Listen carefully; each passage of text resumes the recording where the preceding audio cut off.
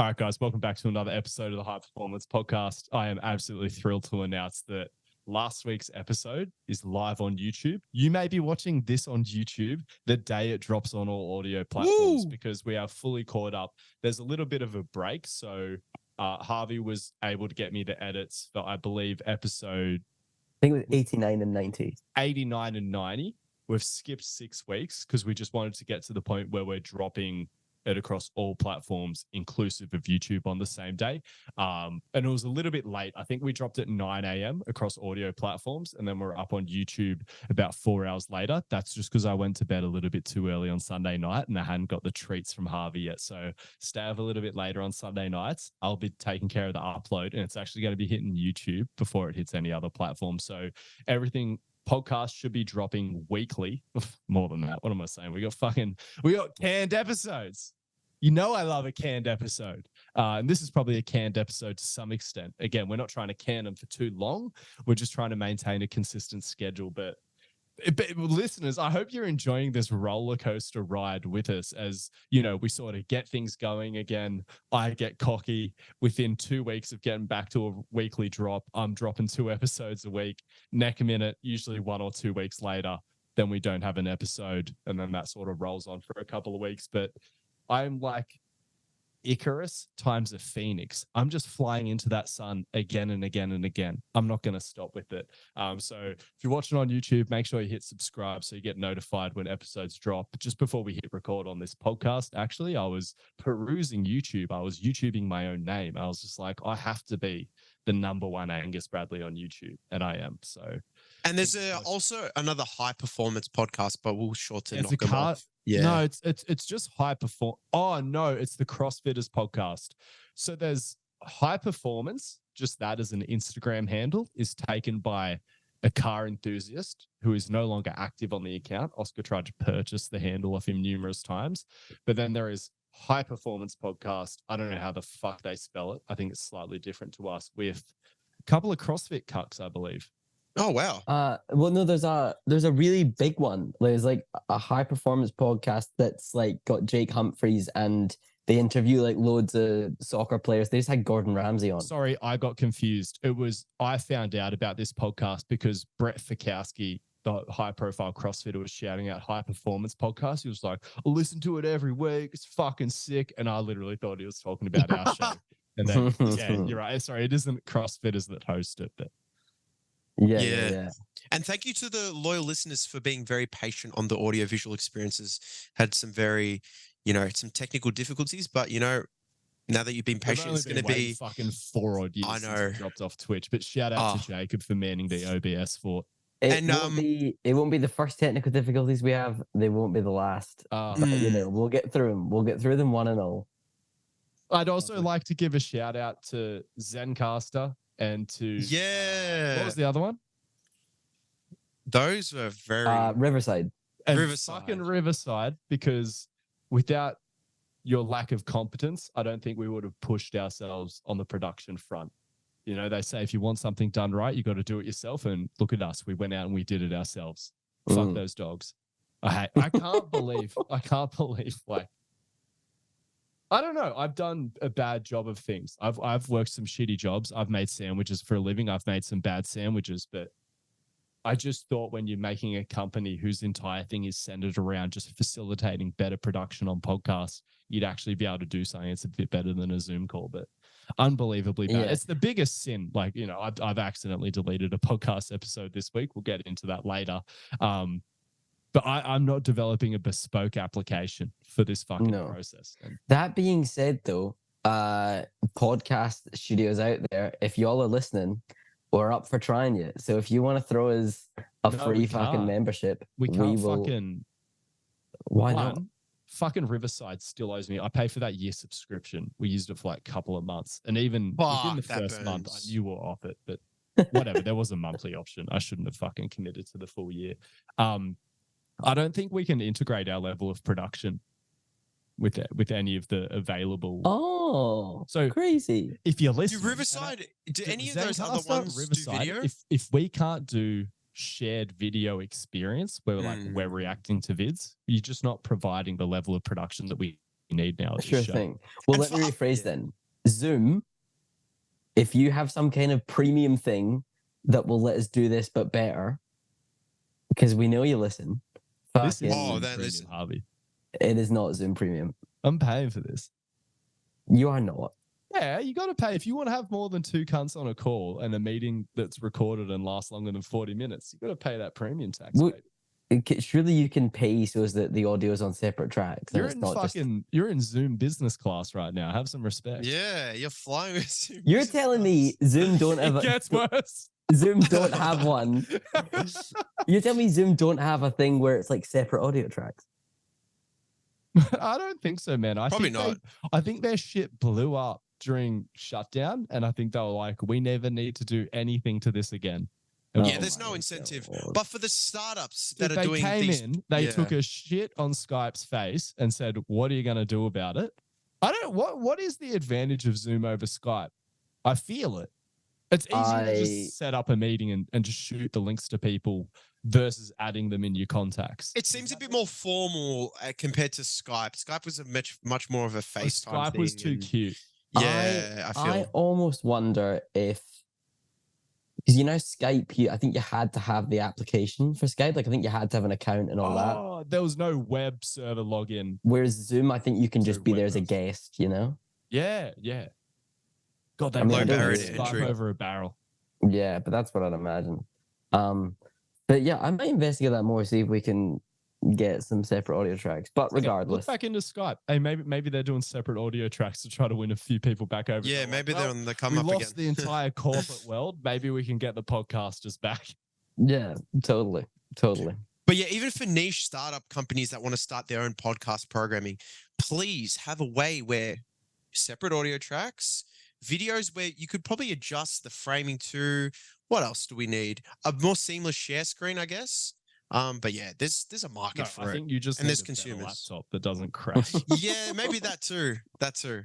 But maybe what we need is just a good old fashioned Jacob pay rise. So, guys, it's another friendly reminder. That's another If you haven't plug. grabbed your I free mean- trial of general physical preparation. That's how he gets paid. That's how he gets the better laptop. That directly increases production value on the podcast.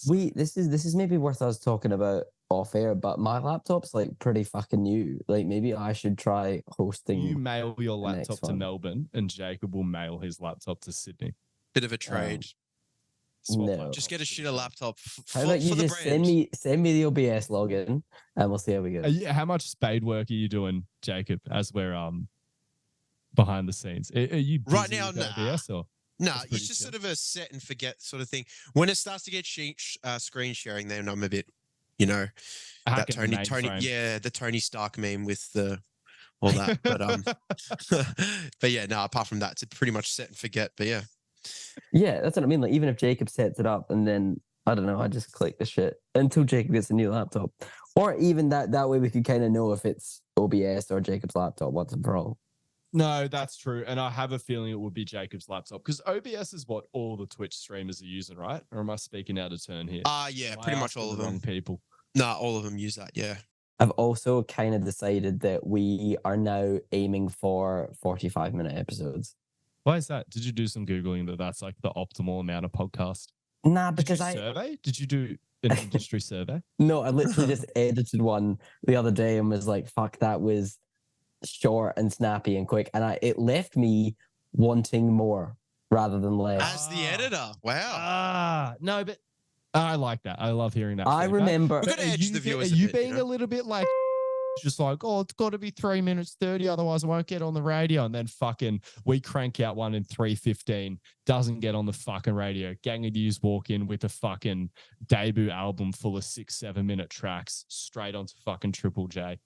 Nah, like I'm saying aim for. Like let it fly, whatever. If the discussion is happening, it's happening. But I just remember ages ago watching a thing with Ricky Gervais, and he was talking about The Office. And he was basically saying, like, look, everyone was like, why did you cap it at 2 seasons? Like, we want more, blah, blah, blah.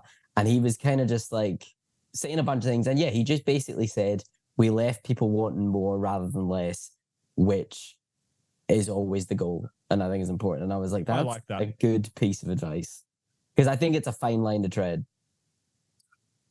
I'm trying to think of some TV shows that I've watched that have just got the shit done in a couple of seasons, but like a lot of them have sort of pushed it out to 5 or 6, and there's at least 2 seasons worth that you could just consistently chop out of a lot of those shows. Like Breaking Bad could be a 4-season belter if you took away all the filler of him just arguing with his wife. And like, I understand. I don't know. I just felt like that was safety for the writers. Like, what do we do next? We'd be like, go back home, have him acting weird, and have his wife get suspicious. And that's just so much of the fucking show. Maybe it was just that was just actually 1 season, because what season does she become aware that he's a meth dealer? Oh, it's pretty deep, I think. So it is deep, like last 2 seasons before she really knows what's going on. Yeah, I think it's pretty deep. Like, I am the danger, Karen, or what, like whatever her name. Skylar. Karen. Fuck's sake. Oh, jeez. I know what you mean, but I think it's funny because have you redone Breaking Bad like at all? Nah, not really.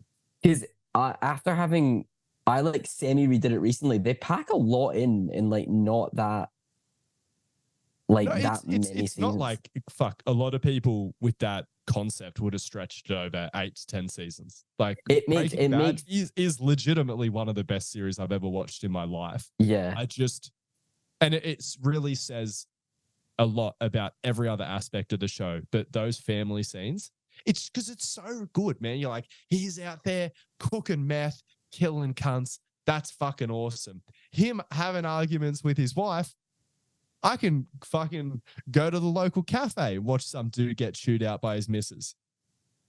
And I know that that's life. That's real. but do you not think that's the whole kind of crux It's of the show? Cleanser.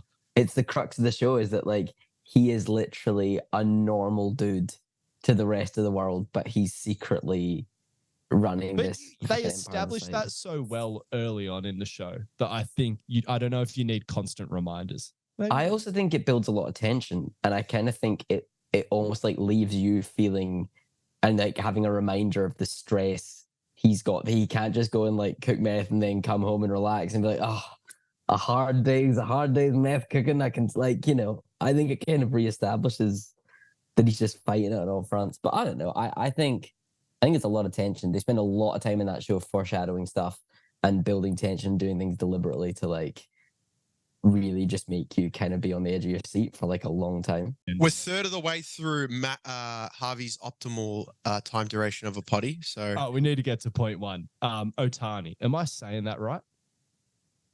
I believe so. I believe so. Can we go to Wikipedia and get the thing to say it? Okay. I'm about to pretend I'm an expert on this man's career. I found out about him about 4 days ago. Same. To the point where I actually need to go back and go, what is this gentleman's first name? Shohei. I don't know. Shohei Otani. Shohei Otani. Hold on. Where'd he go? I believe there'd be like a. I only wrote his last name in there. So he's got this baseball player. What? Say his first name again. Shohei Otani. Fuck. No, I'm not sure I'm saying that right. He's got the most expensive sports contract in North American history.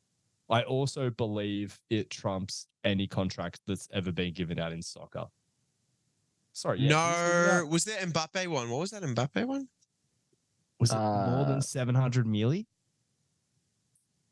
I don't know exact numbers here. Anyway, like I mean, I think Mbappe's was like, but wait, 700 mil what? Like a year? No, so it's but does it? Yeah, is it over 10 years? And so it's not. Oh no, he is the first. He's first. He is number 1. Yeah, he's number 1. Any sport. Yep. Messi's second. So, yeah. And what it was, it's initially what we heard is it was 700 million over 10 years. This guy plays both ways. Pitching, some of the best in the league. Hitting, some of the best in the league. I'm pretty sure last couple of years he's got MVP unanimously. They haven't had a elite player who goes both ways since Babe Ruth, which was like 100 years ago. I thought it was like semi-common, but it is just with the baseball schedule, it's so many miles that you put on when you've got to play offense and defense. Because already you're playing like, you know, sometimes 3, 4, 5 games a week. And to have to just be on the pitch fucking constantly, whether you're hitting, or whether you're pitching. The guy is genuinely a fucking machine. But some more details leaked about the contract. So it's actually a 20-year contract. Because like the LA Dodgers, who got him off the Angels as well, when you hear like 700 mil, it's like, I don't think there's a salary cap, but that's so much of their budget for acquiring talent. So it's like they're really going all in on Ohtani, who is booked in for Tommy John surgery, which is like, it's his second Tommy John. He's had a bunch of other injuries. Who knows how good he's even going to be coming out of this surgery? I know success rates of Tommy John surgery are way higher than what they used to be. So there's pretty high likelihood of him coming back and being very good. But as good as he was, I think there's a lot of questions about that because, like I said, even when he doesn't have as much wear and tear on him, it's still volatile having such a high horsepower athlete having to deliver on both ends of the game there. Turns out what it is, though, this guy is so marketable. He doesn't go out, punching on, partying or anything like that. He's very, very polite. Japanese fucking love him. Americans absolutely love him. So he gets so much off endorsements. What he's actually doing is he's only getting $2 million a year off the Dodgers for the next 10 years. And then in 2034, that's when he starts getting paid $58 million a year or $68 million. Wow. Yeah, it's got a long tail to the contract where like he might not even be playing and still be getting close to $60 million a year off the Dodgers. So I don't know if this is the Dodgers being like, surely things will be different in 10 years. Or is it just like, CEO's like, I'm stepping down in 5 years. Let's just fucking ride. But it does seem like the Dodgers are really going all in on the next sort of 10 years.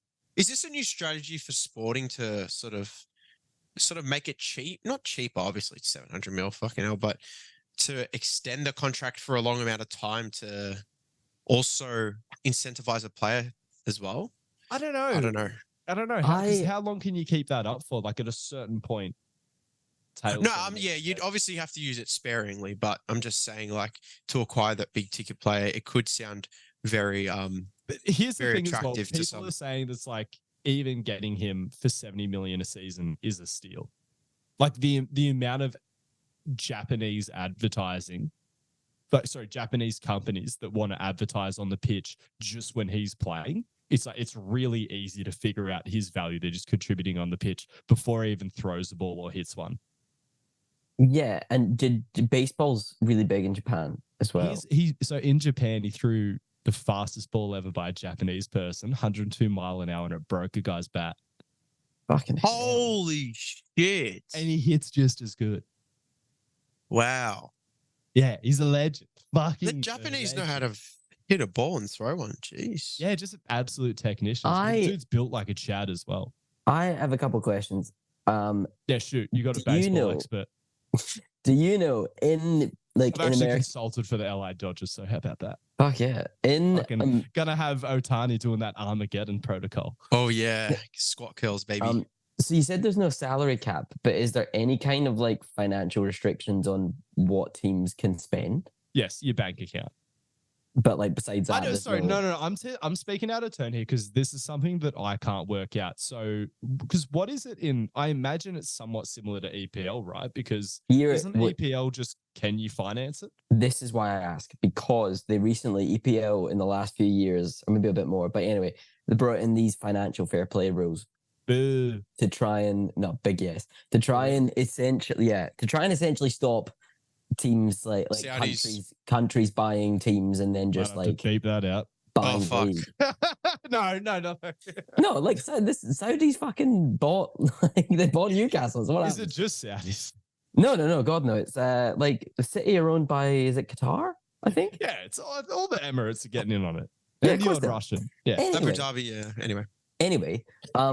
So that's gonna ask. So Chelsea recently got bought by some American dudes, and one of the ways in which they like and there's been like all kinds of weird things they're doing, but one of the ways they've like tried to work around financial fair play is by giving players massive contracts. So as much and all as it seemed like, the numbers on the contracts are huge, they're breaking it over like 8 years, so they're not actually spending that much like now. So they're like trying to stay within the FFP regulations for like this 4-year period. And then, so I wonder if that's kind of why they're doing it. Sorry, this is an important detail that I didn't explain to you. Sorry, I don't know if it's relevant to what you're describing right now. No, go for it. Because a lot of people, when they heard about the structure of Ohtani's contract, they're like, oh, this is the Dodgers trying to make sure that they still have space to surround Ohtani with superstars, like in this next 10-year period. It was Ohtani asking for this. Yeah, specifically because he knows he's making just as good a money purely off endorsements. And I guess he's sort of thinking, I would like to continue making about 60 million a year. I don't know where my endorsements are going to be at by 2034, so let's do it that way.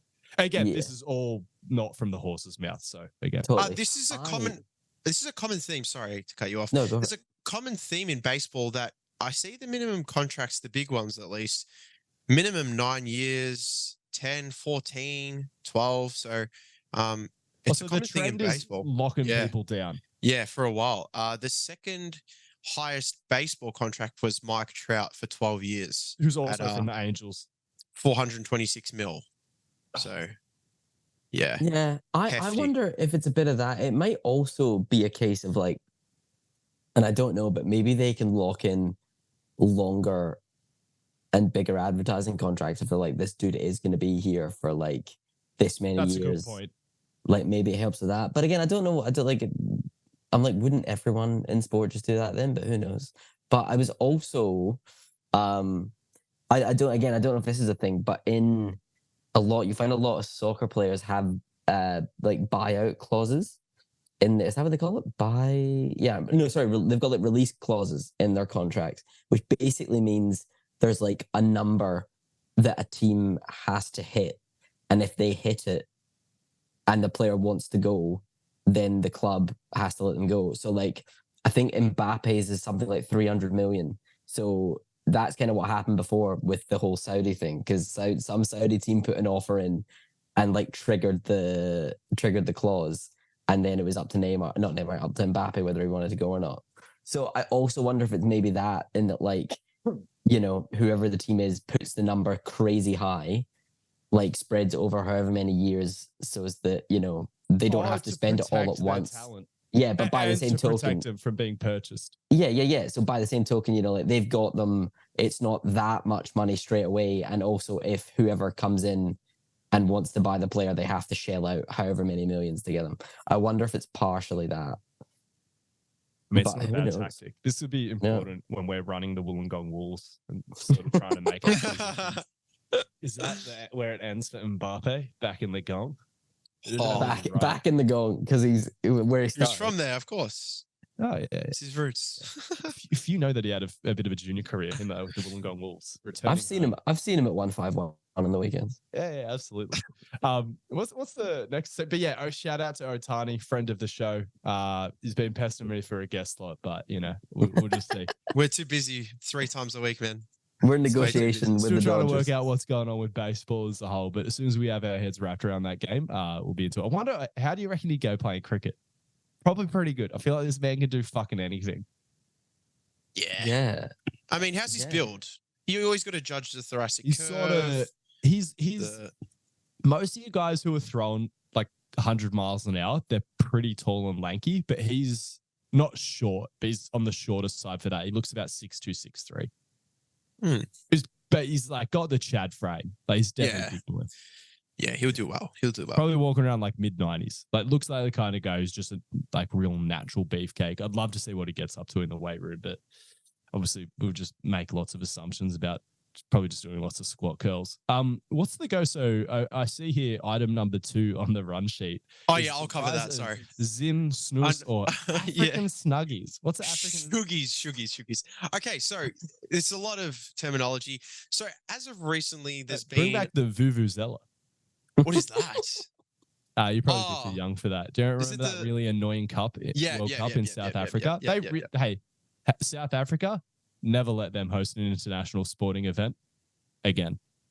Oh, I really loved the song. Anyway, that probably doesn't matter. matter. The song was good. Shout out to Shakira. Which I That's got to be the best. South African. Is she South African? No, she's not. All right. She's not South African. I think she's like quite aggressively Spanish, isn't she? That's what I thought until she Yeah, did she's the gotta song for be- the South Africa World Cup, right? Yeah, but I mean, fuck, what does that matter? Like, I don't know. it's they. I mean, you're not going to get Musk to do anything. Like, no one's really coming out of South Africa. No offense to any South African listeners, but you got to get someone big. They've got. What's the best band from South Africa? We'll look into that anyway. But I can't handle the Vuvuzelas again. That was painful. Yeah, that was fun. It was a particular frequency that wasn't it? It just really heinous. Okay. Anyway, so this is as deemed as the vape killer. Wow.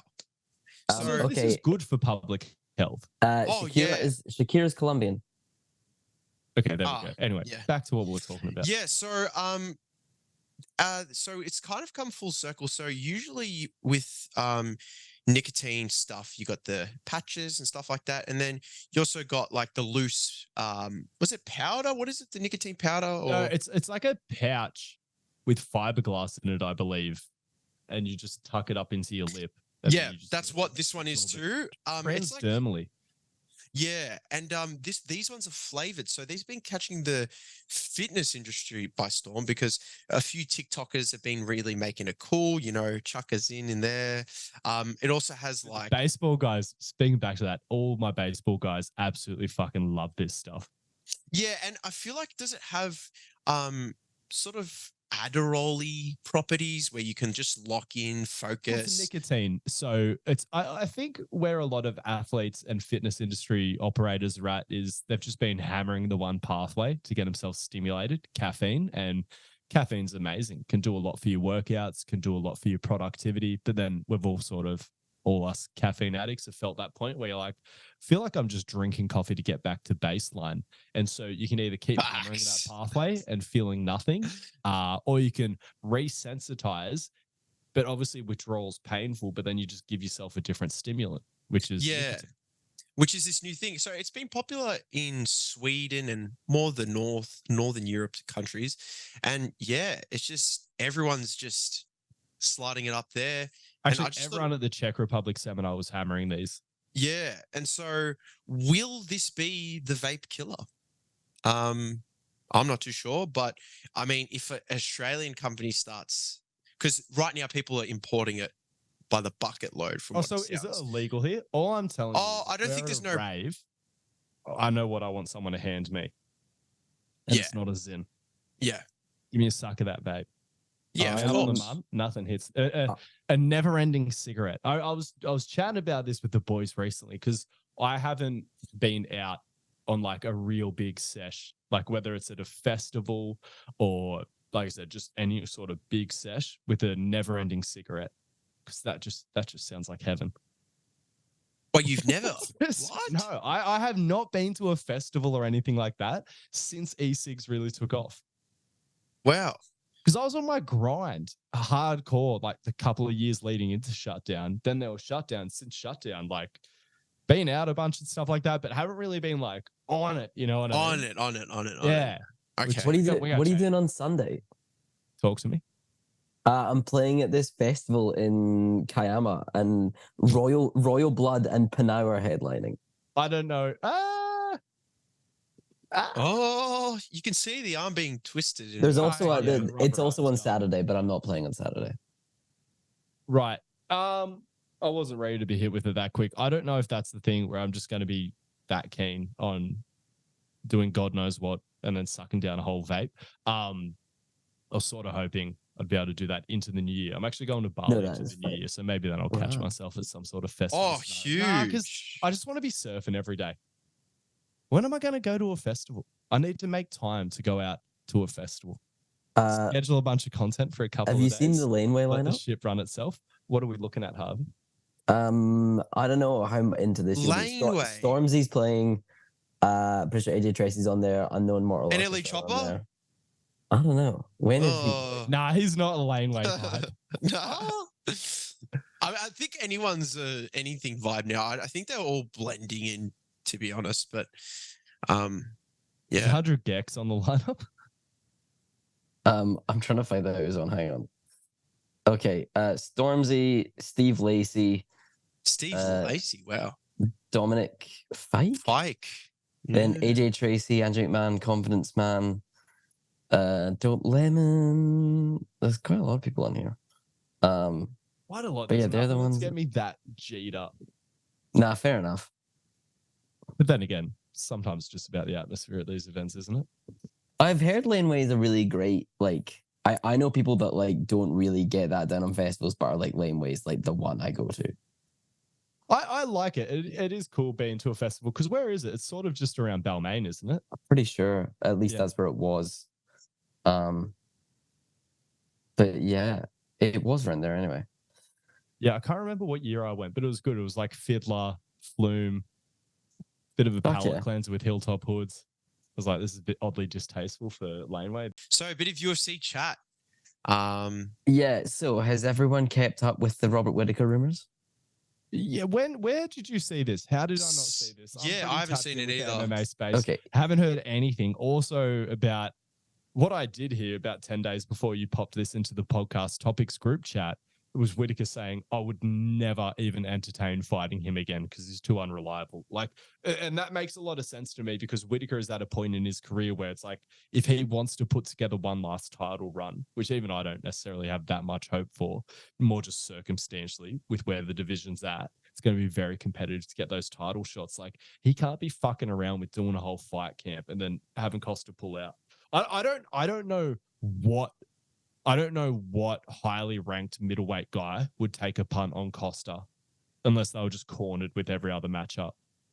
Yeah, no, I'm with you. Like what I heard was apparently there was a bit of a back and forth on social media between Whittaker and Costa, where Costa was just kind of like, being all like, oh, anytime, anywhere, let's do it. And then Whittaker was kind of like, yeah, all right.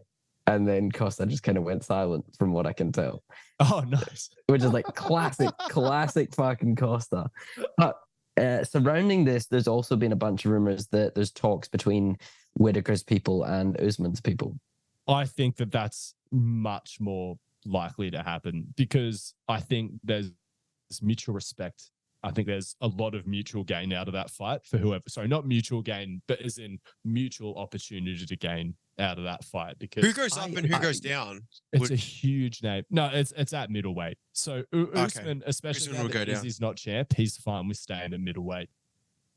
Okay. Yeah.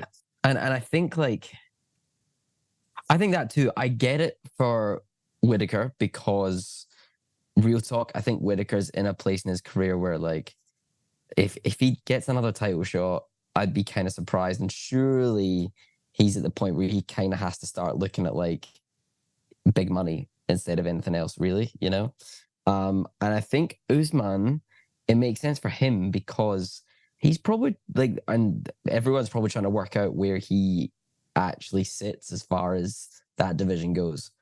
Like we've not really seen, like we're probably like, obviously he didn't beat Khamzat, but it's like, who will he beat? So I think Whittaker's like a decent. We call it a moral victory after round one.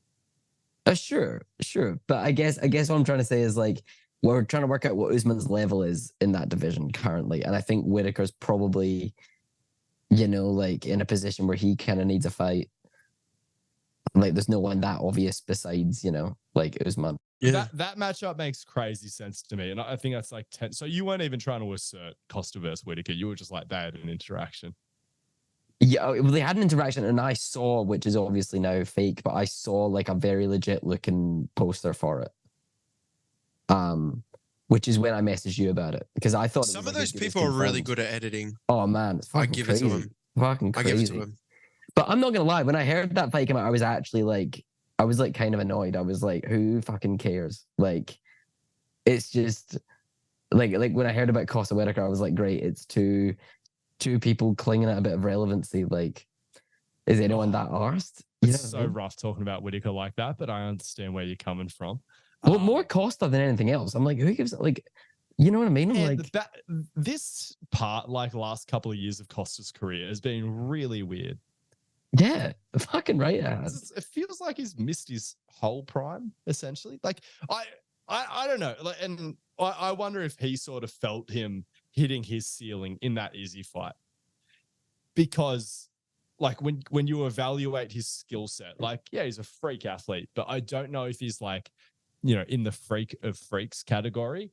And then when you look at his skill set, like people are like, oh, he's a ferocious striker. But it's like, he's not a knockout artist by any stretch of the imagination. Like all the guys where he's got finishes, he sort of just overwhelms them with like flurries and things like that. Like, don't get me wrong. Sure, I couldn't take a hit from him. But yeah, all of his best victories are what is sort of this gradual breaking down of the opponent. Even if it happened in the space of a round, there was never any like one shot where you're like, there it is, he's finished. So I'm like, what's his like? Because just being able to finish, for sure, guys have been decisionators and made it all the way to get the belt. But it's just, if you can reliably finish people and just not have to fight the full 3 or 5 rounds every single time you hop into the octagon, it seems to be good for stopping you getting a lot of miles on your body. Whereas a lot of these decisionators, just out of nowhere, the wheels fall off. And I can't help but think, like, is this just too much mileage on the system? You really think that that will affect that much, like an actual UFC match will affect overall mileage despite all the sparring that they're doing? Really? Is it just different? Could be massive confirmation bias. I just think it's different. Yeah, I think it's like the difference between. No, I guess we can't really apply the biopsychosocial shit to this. More CNS-y, more stressor, more. No. It's not body. That. It's that everything I hear about good modern MMA practices is that, especially once you're an established professional with experience, that you really cut back on the hard sparring. I think that there has been a very honest conversation about the importance of hard sparring early on, because fuck, how many fights have you had? You haven't even experienced the thing, or you've barely experienced the thing that you're trying to be world class at. Like, there is no way around hard sparring on the come up to some extent, especially in a camp. But everything I'm hearing is that guys through at least the middle parts of their careers are really dialing back the sparring to a lot of play stuff. This isn't universally across the entire field, because we're talking about cage fighters here. Like, there's just a bunch of crazy units in there. But because even like Strickland and stuff like that, like he talks about just sparring is basically his main form of training. But I don't know if he's going in there getting blasted on the regular.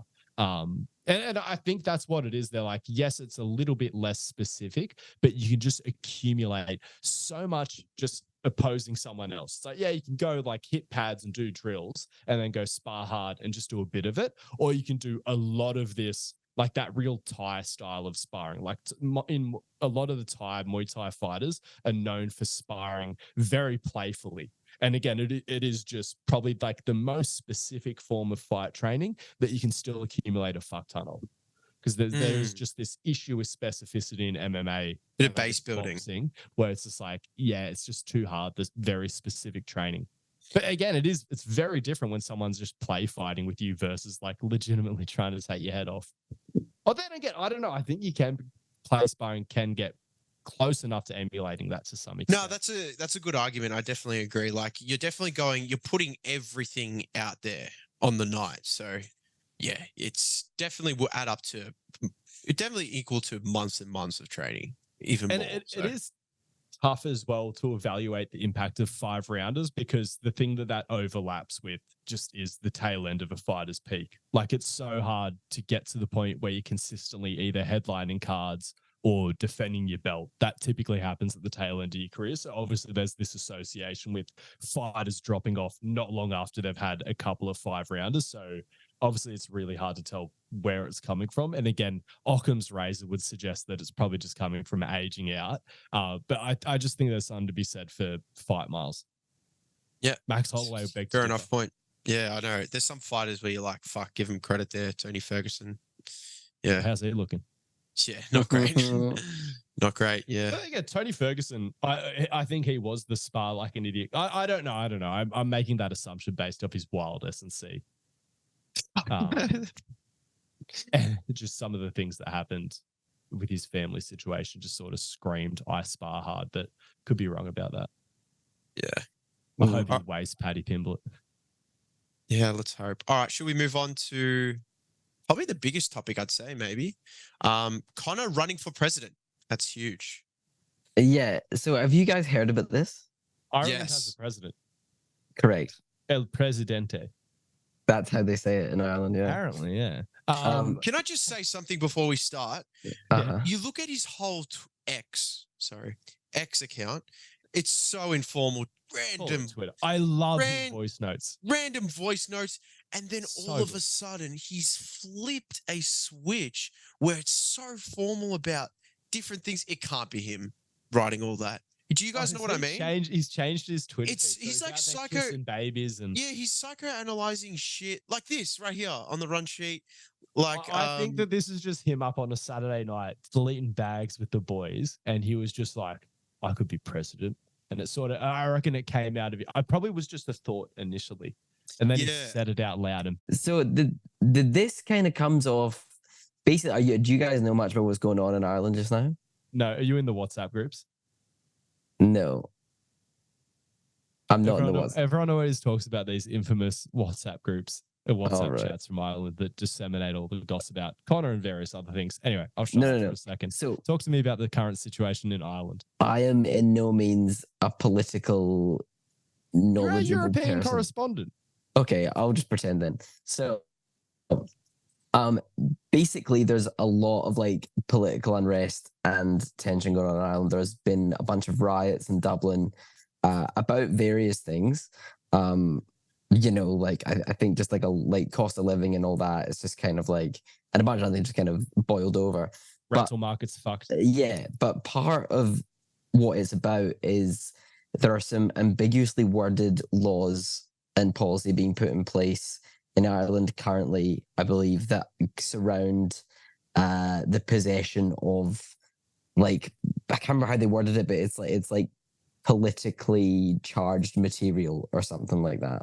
So they're basically trying to like put a law in, which means if they get wind that you have, like something you shouldn't have according to them, they're allowed to just kind of like search you and do whatever. It's just one of those laws that's clearly worded to benefit the government so they can try and Yeah. keep things the way they want it. It's one of them.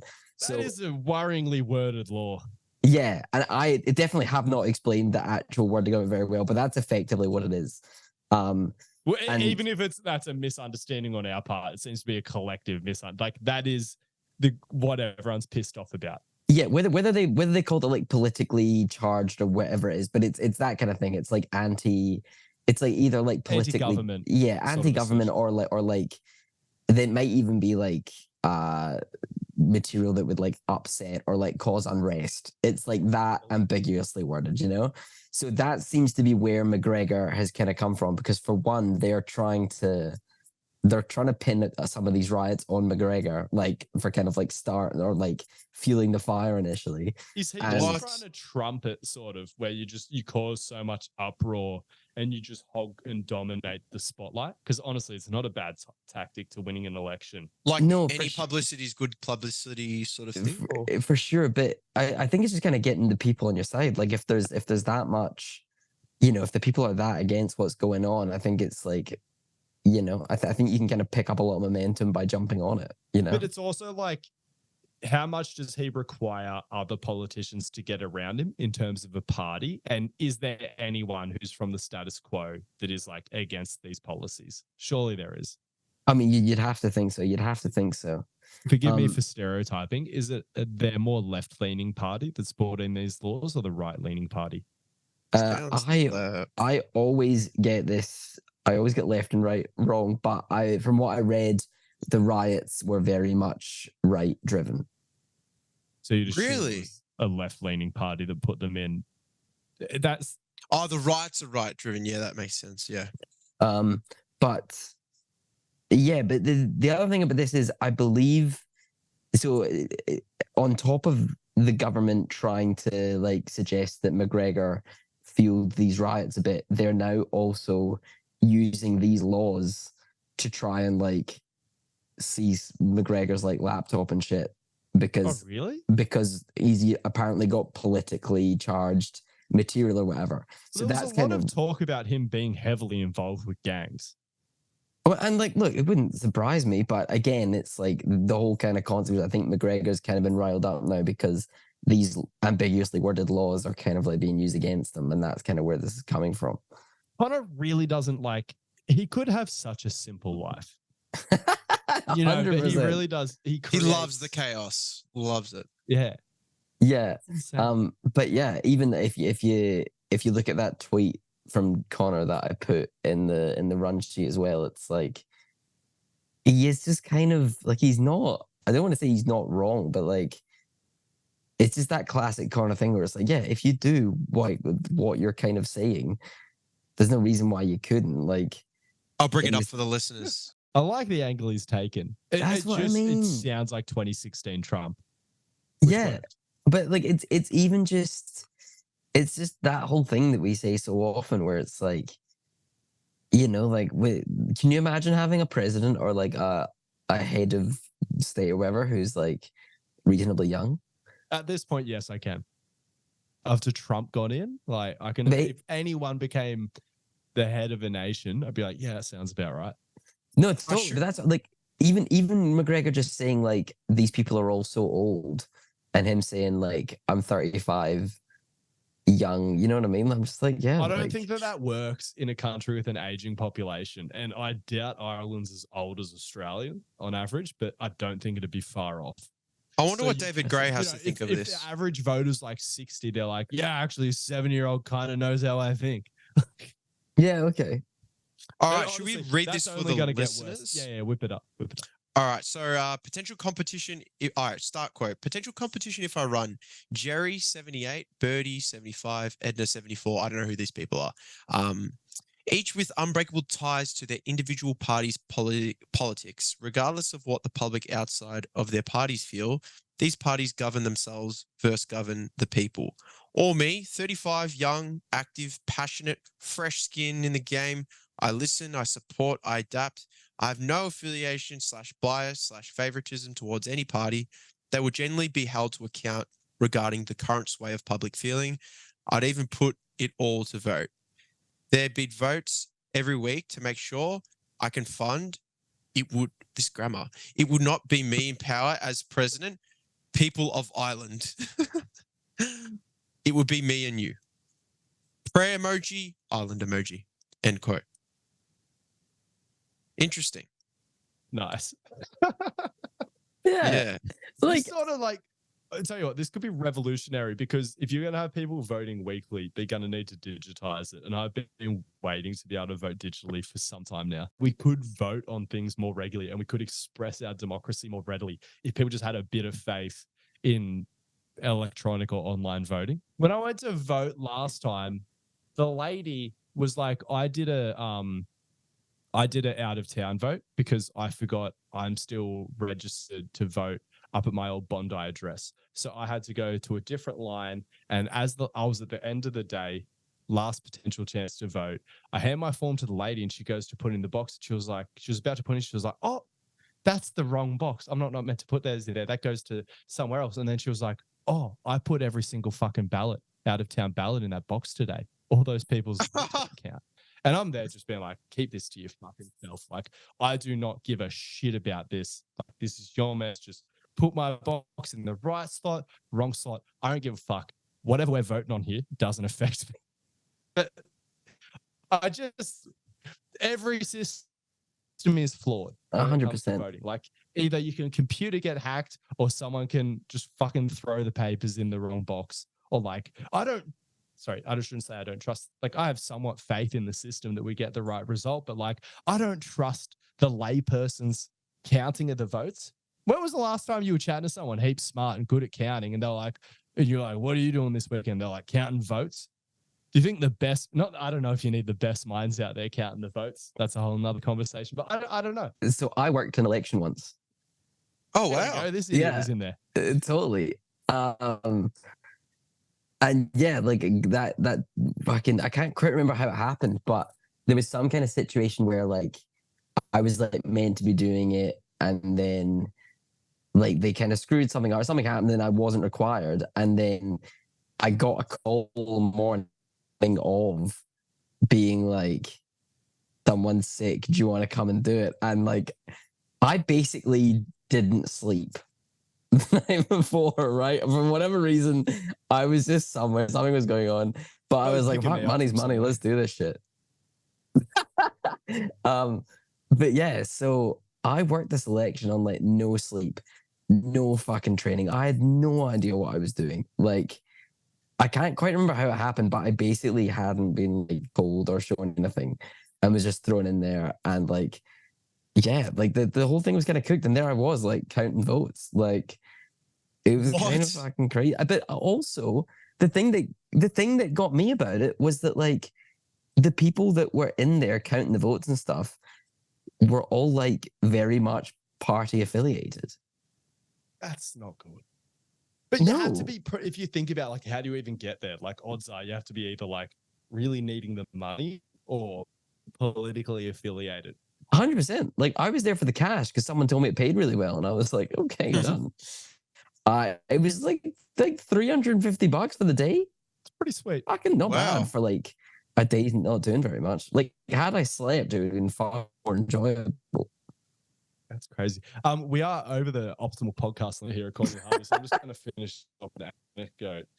There is apparently, sorry, not an anecdote. This is evidence-based opinion.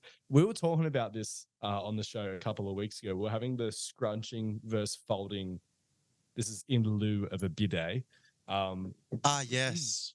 And yeah, scrunching, it's just objectively better now. They've tested it. They had 100 subjects scrunch. They had 100 subjects an actual fold. study. They measured the excrement that they were getting off the butt. And yeah. So, and what it is, and this makes a lot of sense, it's the texture that you create and the ridges that you create with the scrunching that just grabs more shit. I feel like the There's no scrunching reason pattern to is make a smooth. so subjective. Like, it could be anything. If you,